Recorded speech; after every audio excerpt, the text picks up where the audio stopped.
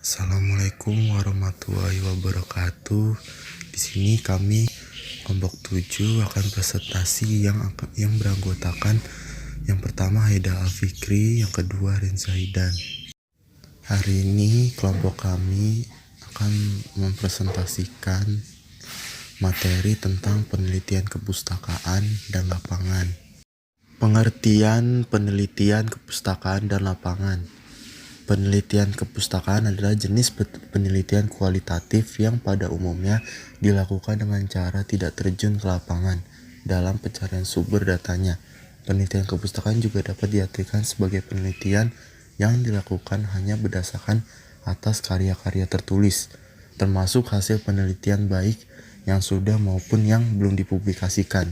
Sedangkan penelitian lapangan merupakan penelitian yang dilakukan dengan mengumpulkan data dan informasi yang diperoleh langsung dari responden.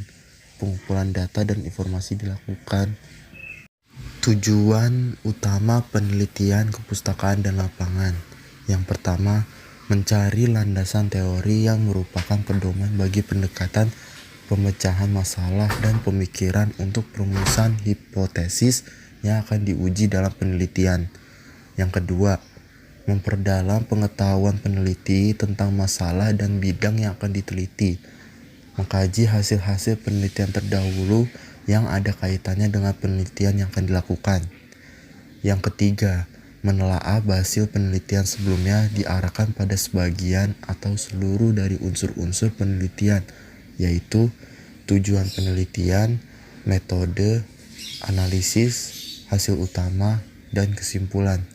Mendapat informasi tentang aspek-aspek di mana dari suatu masalah yang sudah pernah diteliti untuk menghindari agar tidak meneliti hal yang sama. Selanjutnya, ada ciri-ciri penelitian kepustakaan dan lapangan.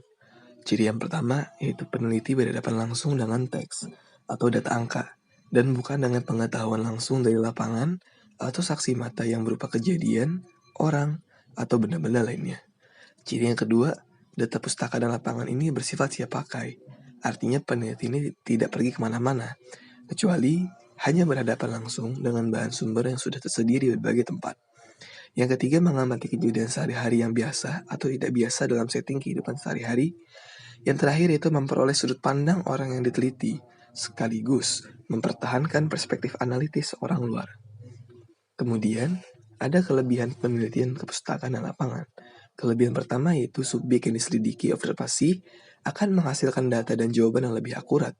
Kedua, bagi sebagian orang, penelitian dengan metode pustaka dan lapangan bisa membantu seorang peneliti untuk sementara menjauh dari rutinitas di rumah atau tempat bekerja.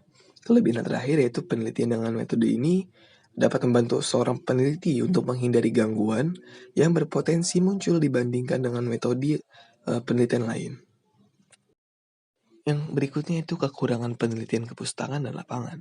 Kekurangan dari penelitian ini yaitu pertama akan memakan waktu yang lebih lama, karena kita harus membaca data yang ada dari pustaka, kemudian meninjau dari segi lapangan. Kemudian juga kekurangan ini akan memakan biaya yang lebih besar, karena kita akan terjun langsung, sehingga kita memerlukan biaya untuk semua daripada fasilitas yang akan kita pakai dalam penelitian di lapangan langsung. Kedua adalah penelitian dengan metode ini tuh tidak mudah dicerna, diterima, dan dicermati. Karena pada dasarnya, metode penelitian kepustakaan dan lapangan ini benar-benar membuat kita berpikir dan harus dikaji secara bertahap.